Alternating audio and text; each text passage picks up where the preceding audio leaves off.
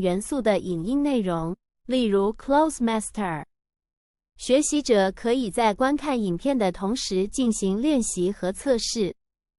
7. 虚拟实境 VR 和扩增实境 AR 语言学习。新兴技术提供沉浸式的互动学习体验，例如 VR 可以模拟真实情境进行语言练习， AR 可以将学习内容融入现实环境。8. 游戏化学习 Gamified Learning 将语言学习融入游戏元素，增加趣味性和动机。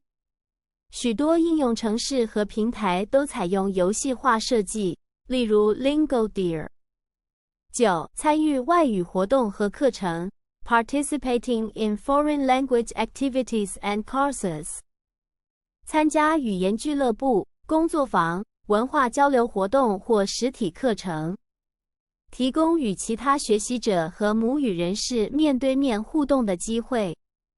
选择适合您的外语互动学习方式时，可以考虑以下因素：您的学习目标和需求，您是想提高口语能力、阅读能力还是应付考试？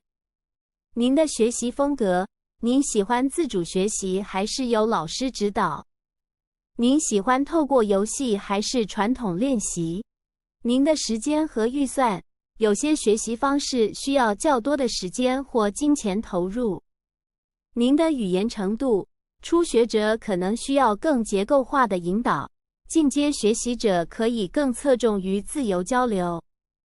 总之，外语互动学习的重点在于积极参与，创造语言使用的机会并获得及时回馈，这有助于提高学习效果和乐趣。